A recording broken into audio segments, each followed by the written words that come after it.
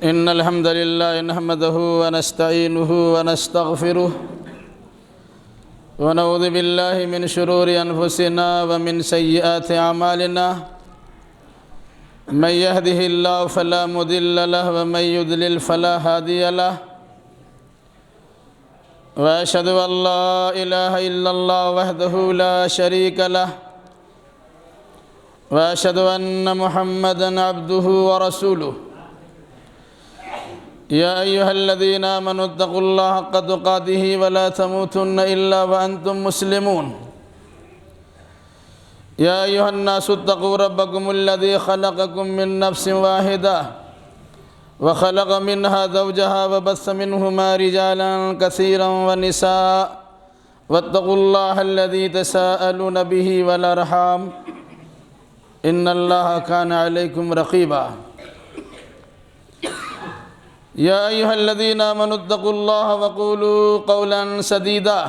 يصلح لكم أعمالكم ويغفر لكم ذنوبكم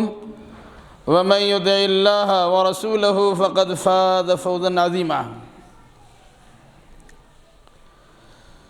أما بعد فإن خير الحديث كتاب الله وخير الهدي هدي محمد صلى الله عليه وسلم وشر الأمور محدثاتها وكل محدثة بدعة وكل بدعة ضلالة وكل ضلالة في النار أعوذ بالله السميع العليم من الشيطان الرجيم بسم الله الرحمن الرحيم إنما يخشى الله من عباده العلماء وقال تعالى مثل الذين حملوا التوراة ثم لم يحملوها كمثل الحمار يحمل أسفارا بئس مثل القوم الذين كذبوا بآيات الله والله لا يهدي الظالمين وعن أبي هريرة رضي الله تعالى عنه قال قال رسول الله صلى الله عليه وسلم من تعلم علما مما يبتغى به وجه الله لا يتعلمه إلا ليصيب به عرضا من الدنيا لم يجد عرف الجنة يوم القيامة يعني ريحها رواه الإمام أبو داود وعن كعب بن مالك رضي الله تعالى عنه قال قال رسول الله صلى الله عليه وسلم من طلب العلم ليجاري به العلماء وليماري به السفهاء وليصيب به وجوه الناس وليسرف به وجوه الناس إليه أدخله الله النار رواه الإمام الترمذي وحسنه الألباني سبحانك لا علم لنا إلا ما علمتنا إنك أنت العليم الحكيم رب اشرح لي صدري ويسر لي أمري واحلل عقدة من لساني يفقهوا قولي رب زدني علما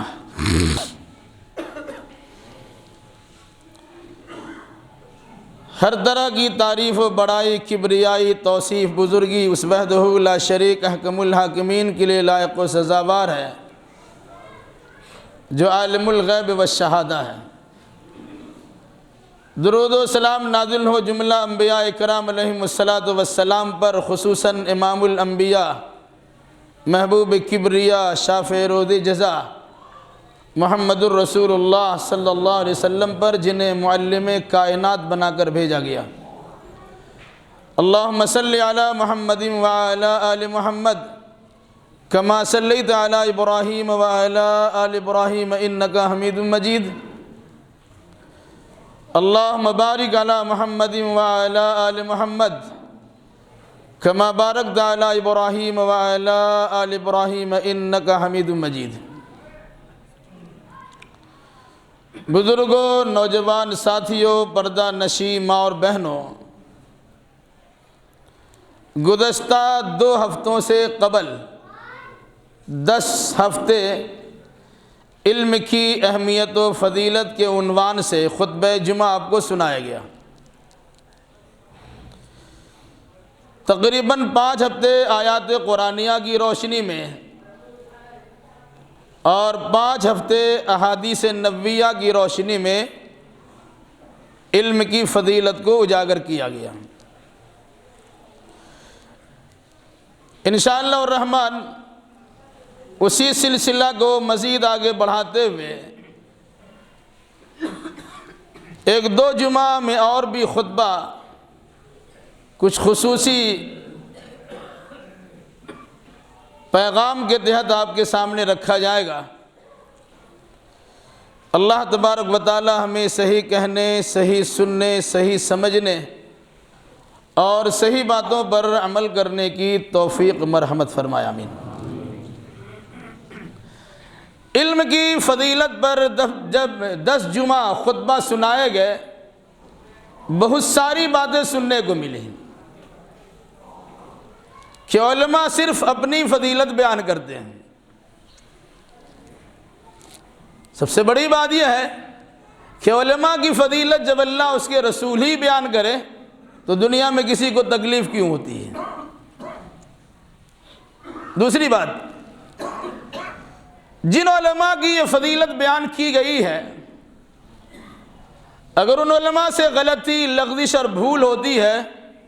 تو اللہ تبارک و تعالیٰ کے یہاں اتنی ہی زیادہ ان کی پکڑ بھی ہوتی ہے۔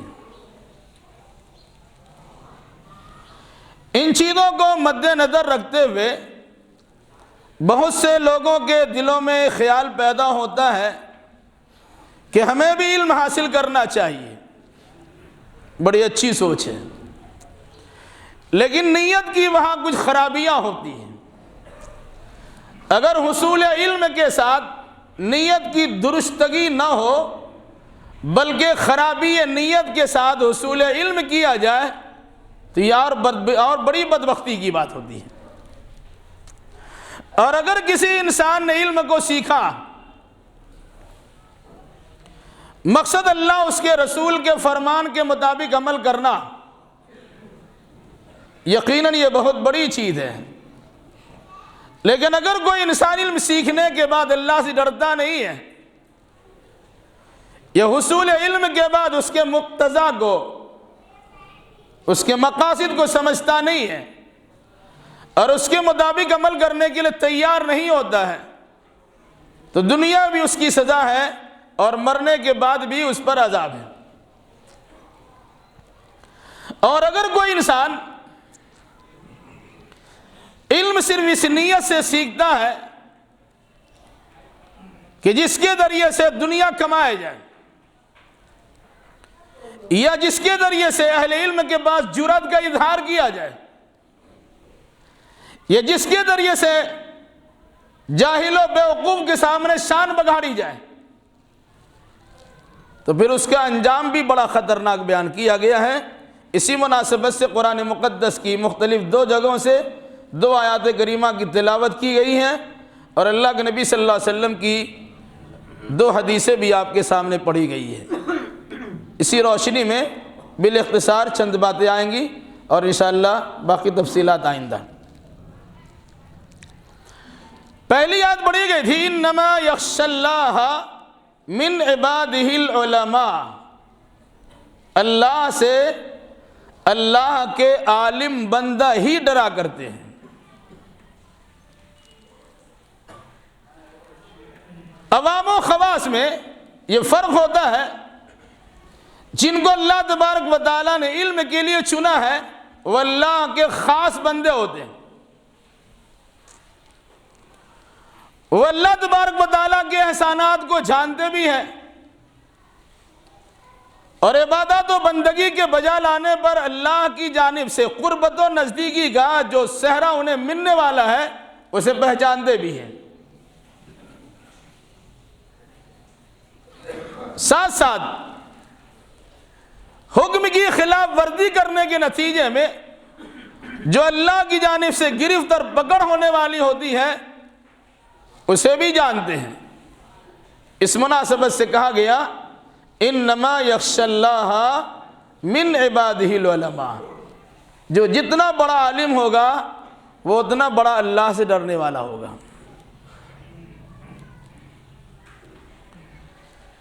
دوسری آیت پڑھی گئی، جس میں اللہ تبارک و تعالیٰ نے اہل کتاب میں سے یہودیوں کے علماء کا تذکرہ کیا۔ یہ وہ سارے لوگ مراد ہیں جنہیں اللہ تبارک و تعالیٰ نے تورات جیسی نعمت سے نوازا تھا۔ مثل الذین حملوا التوراۃ ثم لم یحملوها کمثل الحمار یحمل اسفارا بئس مثل القوم الذین کذبوا بآیات اللہ واللہ لا یہدی القوم الظالمین۔ ان لوگوں کی مثال جنہیں تورات جیسی کتاب دی گئی تھی اور جنہوں نے تورات کے مطابق عمل نہیں کیا، کمثل الحمار یحمل اسفارا، اس کی مثال اس گدھے جیسی ہے جس پر کتابوں کا بوجھ لدا ہوا ہو۔ بئس مثل القوم الذین کذبوا بآیات اللہ، جن لوگوں نے اللہ کی آیتوں کو جھٹلا دیا اس کی بہت ہی بری مثال ہے۔ واللہ لا یہدی القوم الظالمین، اور اللہ ظالم لوگوں کو ہدایت نہیں دیتا ہے۔ پہلی آیت میں اہل علم کی شان بتلائی گئی کہ وہ اللہ تبارک و تعالیٰ سے زیادہ ڈرتے ہیں۔ دوسری آیت میں اہل کتاب کے علماء کا تذکرہ کیا گیا کہ انہیں تورات جیسی قانون پر مشتمل کتاب دی گئی، اس کے باوجود تورات کی تعلیمات کے مقتضیات کے مطابق عمل کرنے کے بجائے ان لوگوں نے منمانی کرنا شروع کیا۔ تو مثال ان کے علماء کی، مثال ان کے فضلاء کی، یا مثال ان کے اہل علم کی، کمثل الحمار یحمل اسفارا، ان کی مثال گدھے جیسی ہے جنہوں نے کتابوں کا بوجھ لاد رکھا ہے۔ غور کیجئے گا، جو انسان عقل و شعور رکھتا ہے پھر بھی اس کے باوجود اس کا استعمال نہیں کرتا، جس کے پاس آنکھ ہے وہ اللہ کی نشانیوں کو دیکھ سکتا ہے لیکن اپنی نگاہوں کو اس میں لگاتا نہیں، جس کے پاس کان ہے وہ اللہ کی باتوں کی سماعت کر سکتا ہے لیکن وہ اس کے لیے کان کا استعمال نہیں کرتا، جن کے پاس دل و دماغ ہے وہ اللہ کی آیتوں کی روشنی میں صحیح فیصلہ کر سکتا ہے لیکن وہ اس کے مطابق نہیں کرتا، تو قرآن نے کہا انہم کالانعام، یہ جانوروں کی طرح ہے۔ ایک عمومی جانور کا تذکرہ ہے، عام انسانوں سے متعلق عام جانوروں کا تذکرہ ہے، لیکن اگر کسی کے پاس علم ہے اور اس کے باوجود اس کے مطابق عمل نہیں ہوتا ہے تو پھر خاص جانور جسے معاشرے میں بہت اچھا نہیں سمجھا جاتا، جس کی آواز کو سب سے خراب آواز سمجھی جاتی ہے، وہ گدھے جیسی مثال ہے۔ کہتے دھوبی کا گدھا گھر کا نہ گھاٹ کا، وہ کہیں کا نہیں رہتا۔ اس مناسبت سے کیا کہا گیا؟ مثل الذین حملوا التوراۃ ثم لم یحملوها کمثل الحمار یحمل اسفارا، اس گدھے جیسی مثال ہے جس نے کتابوں کا بوجھ اٹھا رکھا ہے۔ اس گدھے کو کیا پتا کتاب ہے، یہ پتھر ہے، یا نمک کا بورا ہے، یا اور بھی کچھ بوجھ ڈالا ہوا ہے، اس کو سمجھ میں آتا ہے کہ اس کے پیٹھ پر کچھ بوجھ ہے۔ جس کے پاس علم ہو، جو قرآن حدیث کی تعلیمات سے آراستہ اور بیراستہ ہو، وہ علم کی معنی اور مفاہیم کو اچھی طرح سمجھتا بھی ہو لیکن اس کے باوجود عمل کرنے کے لیے تیار نہیں ہے، تو اس کی مثال ہو وہ اسی گدھا کی طرح ہے کہ جن کے پاس کتاب موجود ہے لیکن وہ پڑھ نہیں سکتا، اسی طرح علم کے پاس کتابیں موجود ہیں لیکن وہ سمجھنے کے لیے تیار نہیں۔ اگر اس کو دوسرے انداز سے سمجھے تو بعض مفسرین نے اس طرح بھی تذکرہ کیا ہے جس میں عام اور خاص سارے لوگ شامل ہوتے ہیں۔ اہل کتاب یعنی بنی اسرائیل کو تورات دی گئی، لوگوں نے نہ تورات کو پڑھا، نہ تورات کو سمجھا، نہ تورات پر عمل کیا، نہ تورات کی تعلیم کو لوگوں کے سامنے پیش کیا۔ ایسے لوگوں کی مثال گدھے ایسی بتلائی گئی۔ اگر اس عمومی تفسیر کو لیں گے تو بالکل ہو بہو بلکہ اس سے بھی بری مثال مسلمانوں کی ہے کہ مسلمانوں کے پاس اللہ کی کتاب موجود ہے لیکن الماری کی سب سے اونچا حصہ پہ کتاب رکھا جاتا، یعنی قرآن کو رکھا جاتا ہے، وہاں ہاتھ بھی نہیں پہنچتا ہے، اتارنے کی توفیق نہیں ملتی ہے، عمل کرنا، سمجھنا، عمل کرنا اور اس کی دعوت کو عام کرنا تو بہت دور کی بات ہے۔ اگر تورات کے حاملین کی یہ مثال بیان کی گئی کہ وہ گدھے کی طرح ہے، وَبِئْسَ مَثَلُ الْقَوْمِ الَّذِينَ كَذَّبُوا بِآيَاتِ اللَّهِ، اللہ کی آیتوں کی تکذیب کرنے والے کی مثال بہت ہی بری ہوتی ہے۔ اس کتاب کے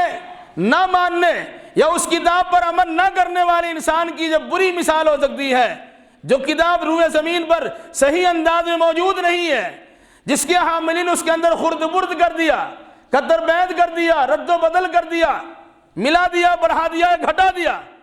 تو اس کتاب کے حاملین کے بارے میں کیا خیال ہوگا جس کی حفاظت کی ذمہ داری خود اللہ تبارک بتا لی ہے کہ قیامت تک اس کے اندر کسی قسم کی خرابی پیدا نہیں ہو سکتی ہے کہ اِنَّا نَحْنُ نَزَّلْنَا الذِّكْرَ وَإِنَّا لَهُ لَحَافِظُونَ، ہم نے ہی اس ذکر بھری کتاب کو، نصیحت سے لبریز پر کتاب کو ہم نے تمہارے پاس بھیجا ہے اور ہم ہی اس کی حفاظت کے ذمہ دار ہیں۔ تو ایسی کتاب کے ساتھ اگر مسلمانوں کا برتاؤ بے اعتنائی والا ہو، بے توجہی والا ہو، تو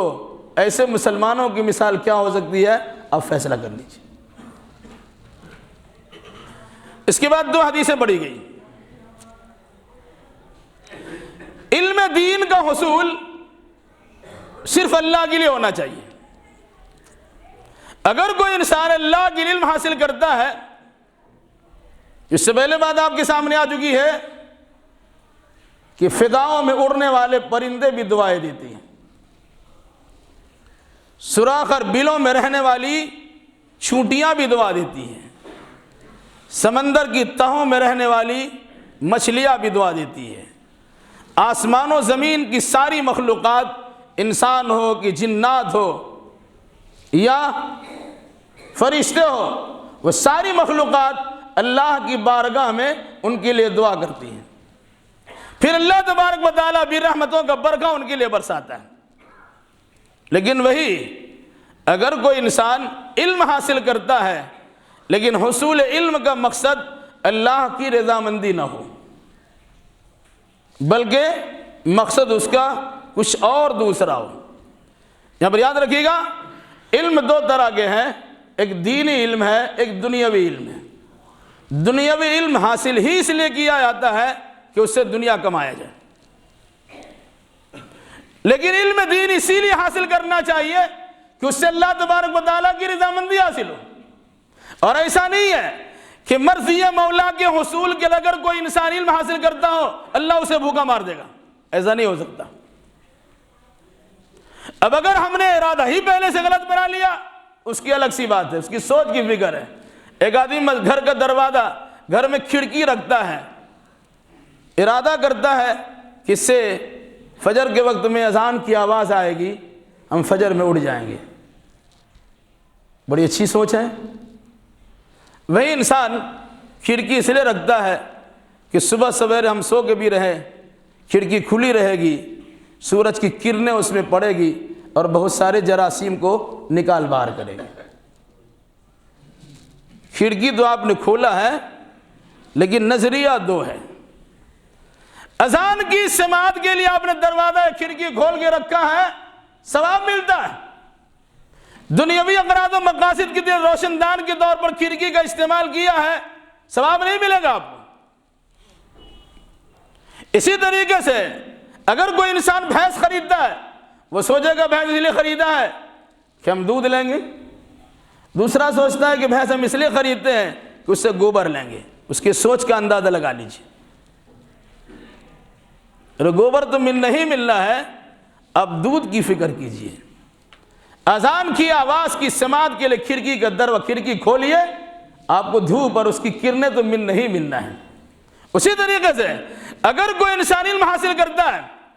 علم اللہ تبارک و تعالیٰ کے لیے حاصل کرے گا، اللہ تو روزی دے گا ہی، عام انسانوں کو اللہ روزی دیتا ہے، اہل علم کی بنیاد پر ان کے بھائی کو روزی دیتا ہے۔ اس سے پہلے ولی صاحب کے سامنے آ چکی ہے، دو بھائی میں آپس میں تکرار ہوا ہے۔ ایک بھائی اللہ کے نبی صلی اللہ علیہ وسلم کے مجلس میں بیٹھا کرتا تھا، دوسرا بھائی اپنا کاروبار چلاتا تھا۔ اس بھائی نے اللہ کے نبی صلی اللہ علیہ وسلم کے سامنے شکایت کی، یہ آپ کی مجلس میں بیٹھ کے رہتا ہے، ہم اکیلا دکان چلاتے ہیں۔ تو آپ نے کیا فرمایا؟ لعلکم ترزقون بہا او کما قال، شاید تم کو اسی لیے روزی مل رہی ہو کہ تمہارا بھائی دین یہاں سیکھنے کے لیے آتا ہے۔ آپ سمجھتے ہیں اہل علم پر اللہ تبارک و تعالیٰ کی نگاہیں خاص ہوتی۔ تو اگر کوئی انسان علم حاصل کرتا ہے اللہ کے لیے تو اللہ لوگوں کے ذہن و دماغ کو اس کی طرف پھیرے گا ہی۔ اگر کسی علمی میدان میں کوئی انسان واقعی مقام حاصل کرتا ہے اور اللہ تبارک و تعالیٰ سے رشتہ جوڑ کے رہتا ہے، وہ دنیا کی کسی گوشہ میں، کسی کتنا میں اور کسی کنارے میں کیوں نہ پڑا ہوا ہو، دنیا دار ان کے پاس پہنچتے ہیں، ان سے دعائیں کرواتے ہیں، ان سے مسائل پوچھتے اور سیکھتے ہیں اور ان سے اپنے مسائل کا حل بھی کرواتے ہیں۔ ایسے ایسے مدرسین اور معلمین موجود ہیں جو بالکل جنگل و بیابان میں، یعنی ٹوٹے پھوٹے اداروں میں پڑے ہوئے ہیں، وہ بخاری و مسلم کا درس دیتے ہیں۔ آپ عام طور سے نہیں جانتے ہیں، لیکن جب ضرورت پڑتی ہے اپنے مساجد کی ائمہ سے رابطہ کرتے ہیں، شہروں میں پائے جانے والے قاضی القضات سے آپ کا رشتہ ناتا جڑتا ہے، آپ ان کی خدمت میں پیش کرتے اس مسئلے کا حل کر دیجئے۔ بسا اوقات ایسا ہوتا کہ انہیں سمجھ میں نہیں آتا، پھر وہی اپنے استاد کو دیہات میں فون کرتے ہیں یا ان کے پاس جا کے تانے میں تلمس طے کرتے ہیں اور اس کے علمی کمالات کو سیکھ کر آتے ہیں، پھر آپ کو بتاتے ہیں یہ علم۔ تو حدیث رسول کیا ہے؟ حضرت ابو ہریرہ رضی اللہ تعالیٰ عنہ سے روایت، فرمایا اللہ کے نبی صلی اللہ علیہ وسلم نے کہا، کیا کہا؟ من تعلم العلم مما یبتغى به وجہ اللہ، جس نے علم حاصل کیا کہ جس کے ذریعے سے اللہ کی رضامندی حاصل کی جائے، مگر اس نے ایسا نہیں کیا۔ کیا کیا؟ لا يتعلمه الا ليصيب به ارضا من الدنيا، اس نے اللہ کی رضامندی کے حصول کے بجائے وہ دنیاوی ساز و سامان کے لیے اس نے علم سیکھا ہے۔ تو اللہ کے نبی صلی اللہ علیہ وسلم کا فرمان سنیے، لم یجد عرف الجنہ یوم القیامہ یعنی ریحہا، ایسا انسان قیامت کے دن جنت کی خوشبو نہیں سونگے گا۔ علم تو حاصل کیا ہے لیکن حصول علم میں نیت کی خرابی پیدا ہوگی، اس لیے سیکھا کہ مال کمائیں گے، اس لیے سیکھا کہ دنیا کمائیں گے، اس لیے سیکھا کہ دنیا کی زمین و اسباب تیار کرائیں گے، تو اللہ کے نبی صلی اللہ علیہ وسلم کے فرمان کے مطابق اسے دنیا شاید مل جائے تو مل جائے، لیکن مرنے کے بعد اس کا انجام بڑا خطرناک ہے، وہ جنت میں جا نہیں سکتا اور جنت کی خوشبو تک نہیں سونگھ سکتا ہے۔ اور اس کی مزید وضاحت اس روایت میں کی گئی ہے جسے امام ترمذی رحمۃ اللہ علیہ نے نقل کیا ہے، بعض علماء نے اس پر ضعف کا حکم لگایا، لیکن علامہ البانی رحمۃ اللہ علیہ نے اس روایت کو حسن کہا ہے۔ کیا روایت ہے؟ حضرت کعب ابن مالک رضی اللہ تعالیٰ عنہ سے روایت کہتے ہیں کہ رسول اکرم صلی اللہ علیہ وسلم نے ارشاد فرمایا، من طلب العلم لیجاری بہ العلماء ولیماری بہ السفہاء ولیصیب بہ او کما قال نبی صلی اللہ علیہ وسلم لیصیب بہ ارضا من الدنیا ادخلہ اللہ النار، رواه الامام ترمذی، کہ جو انسان علم اس لیے حاصل کرتا ہے لیجاری بہ العلماء، تاکہ علماء سے بحث و تکرار کرے۔ دو چار کتاب پڑھنے والے سے میری خصوصی گزارش ہے، خاص توجہ دیں۔ علم اس لیے حاصل کرنا کہ دو چار مسائل پر آپ کی نگاہ چلی جائے اور اس کے بعد اپنے مسلک کے علاوہ کسی دوسرے مسلک کے علماء اور مساجد کے ائمہ کے پاس جا کر آپ ان سے جرأت مندانہ گفتگو کر سکیں، اس کے قریب بیٹھ کر، اس کے مقابلے میں کھڑا ہو کر ان سے زبان درازی کر سکیں۔ ان کے سامنے اپنی علمی شان بگاڑ سکے کہ ہم نے بخاری میں پڑھا ہے، ہم نے مسلم میں دیکھا ہے، ہم نے ابو داؤد ترمذی کا مطالعہ کیا ہے، ہم نے نسائی ابن ماجہ کو بھی پڑھ لیا ہے، اس میں اس قسم کی باتیں ہیں۔ اگر نیت میں یہ فطور شامل ہو گیا کہ کچھ احادیثوں کو یاد کرنے کے بعد اپنے علماء ہو یا کسی دوسرے کو علماء کے سامنے اپنی علمی شان بگاڑنا شروع کریں، کتنا خطرناک ہے،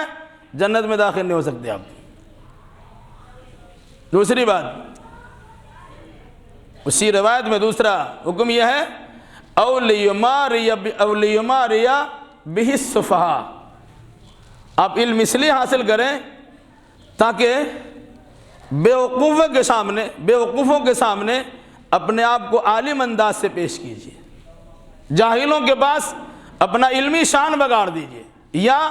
جاہلوں کے اندر شکوک و شبہات پیدا کر دیجیے۔ تیسری بات، او لیصرف بہ وجوہ الناس الیہ، علم حاصل کرنے کا مقصد یہ ہو کہ لوگوں کے توجہات کو اپنی جانب مائل کر لو۔ ادخلہ اللہ النار، ایسے انسان کو اللہ جہنم میں داخل کر دے گا۔ اس حدیث میں علم حاصل کرنے والے سے متعلق 3 وجہ بتلائی گئی، پھر اس کا انجام بتلایا گیا۔ پہلی وجہ کیا ہے؟ لیجاری بہ العلماء، تاکہ وہ علماء سے حجت کرے، مناظرہ کرے، مجادلہ کرے، بحث و تکرار کرے۔ عام طور سے یہ بات دیکھی جاتی ہے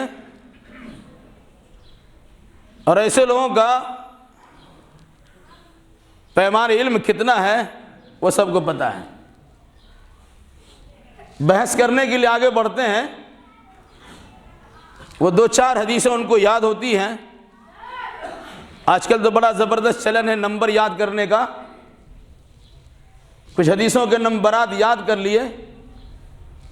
اور اہل علم کے بعد جا کر ان کی شان میں گستاخی کرتے ہوئے نمبرات ٹھوکنا شروع کر دیے۔ عموماً ایسا دیکھا جاتا۔ اور اگر کبھی اہل علم کی جانب سے کوئی دوسری بات ان کے سامنے آگے، دل میں تارے نظر آ جاتے ہیں۔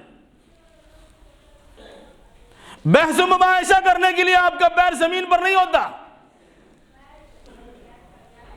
جب ان کی خدمت میں پہنچتے ہیں تو ایسا لگتا ہے کہ عرش معلیٰ پہ آپ کی پہنچ ہے۔ آپ نے 2-4 حدیثوں کا مطالعہ کیا کر لے، سمجھتے ہیں یہ 14-15 سال مدارس میں انہوں نے گھاس ہی چھیلا ہوگا، اور پھر اس کے بعد آ کے بحث و تکرار کرتے ہیں۔ اور جب ان کی جانب سے کسی قسم کی بات آئی، فوراً مولانا صاحب ذرا پتہ نہیں یہ حدیث کہاں ہے، تمہارا باپ کا غلام یہاں بیٹھا ہے، بحث کرو تم، دنگا فساد کرو تم، محلے میں اختلاف کراؤ تم، آپس میں بگاڑ پیدا کراؤ تم، اور اس کے بعد وہی سے پھول لگاتے ہیں۔ یہی وجہ شہروں میں بدنامی کے ساتھ معروف سلفی کا نام لیا جاتا ہے، سب کو گمراہ کرنے والا یہی ہے۔ بھئی ہم نے تو کبھی اس طرح سے باتیں نہیں کی آپ سے، لیکن آپ کے پاس علمی مبلغ نہیں ہے، علم کے اندر گہرائی نہیں ہے۔ 2-4 کتابیں پڑھ لینے کے بعد آپ کا عقیدہ کیا ہوتا ہے؟ ارے ہمارے مسلک میں تو بچے بھی آپ کے علماء سے لڑ سکتے ہیں، ہمارے محلے کی مرغیاں بھی 40 حدیثیں یاد رکھتی ہیں۔ لا حول ولا قوت الا باللہ۔ اگر اس قسم کا مزاج ہوگا، اگر آپ نے اس لحاظ سے علم حاصل کیا ہے کہ تاکہ کسی اہل علم کی شان میں گستاخی کریں، جنت میں تو جا نہیں سکتے آپ۔ یہ تو اللہ کے نبی صلی اللہ علیہ وسلم کا فرمان۔ دوسرا، او لیماری بہ السفہاء، تاکہ بیوقوفوں اور جاہلوں کے درمیان دین میں شک و شبہ پیدا کرائیں۔ ایسے بھی کچھ لوگ ہیں، فجر کی نماز میں آنے والا انسان آج وہ حدیث کے نام پر اس طرح بھٹکا ہوا ہے کہ نہ وہ قرآن پہ عمل کرتا ہے نہ وہ حدیث پہ عمل کرتا ہے، سب سے کٹ چھٹ کے الگ ہو گیا ہے، اور بالکل گھر میں پڑا ہوا اپنے چند 2-4 ساتھیوں کے ساتھ اسی میں مگن ہے۔ یہ تو اللہ تبارک و تعالیٰ نے توفیق چھین لی، آپ کو نماز روزہ سے محروم کر دیا، قرآنی تلاوت کرنے سے محروم کر دیا، حج بیت اللہ پہ جانے سے آپ کو محروم کر دیا، اور اللہ کی بندگی سے آپ کو محروم کر دیا۔ آپ سمجھتے ہیں کہ بہت بڑا کام کر لیا، لیکن آپ وہی 2-4 لوگوں کے، آپ کی دنیا وہی ہے جو کہتے ہیں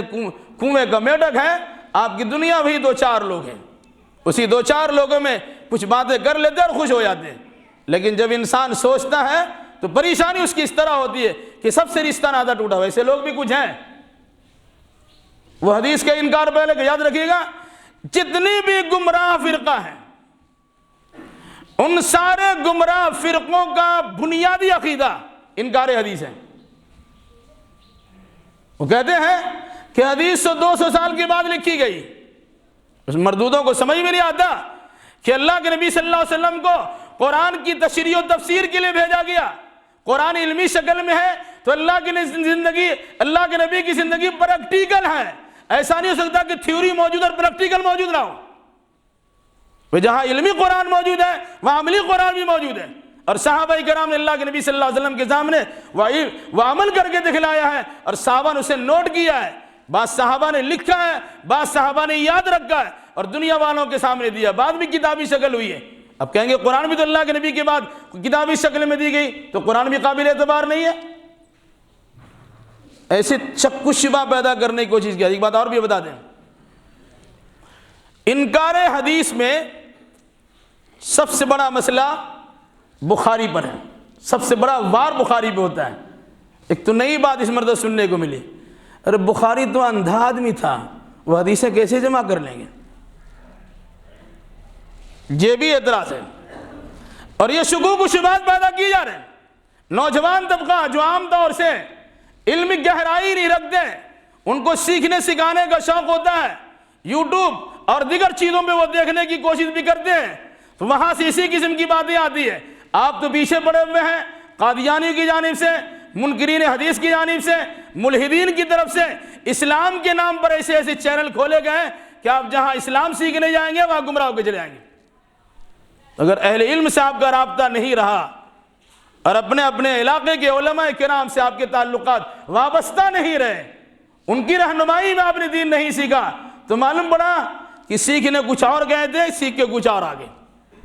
ابھی ایک ہفتے کے اندر بات ہوئی، ایک بچے نے کہا، اس طرح سے بات ہو رہی، کہا وہ جو سب سے پہلے بخاری جمع کرنے والا ہے وہ تو اندھا آدمی تھا، وہ کیسے بخاری جمع کر دیے؟ ان کو سمجھ میں آنا چاہیے، ابھی بھی سعودی عرب کا جو مفتی اعظم ہے، جو سب سے بڑا مفتی ہے، وہ بھی تو نابینا ہے۔ ان سے پہلے علامہ ابن باز رحمۃ اللہ علیہ مفتی اعظم تھے، وہ بھی نابینا تھے، ان کے تو پاسنگ میں بڑے بڑے علماء نہیں ہیں۔ اللہ تعالیٰ کسی چیز کو چھینتا ہے تو دوسری جانب کچھ دے بھی دیتا ہے۔ بہرحال تو اللہ نے جب اپنی کتاب کی حفاظت کی ذمہ داری لی ہے اور قرآن مقدس کے ساتھ اللہ کے نبی صلی اللہ علیہ وسلم کے بیان اور تفسیر کی بات کی ذمہ داری لی ہے، پڑھیے سورہ قیامہ، ثم ان علینا بیانا۔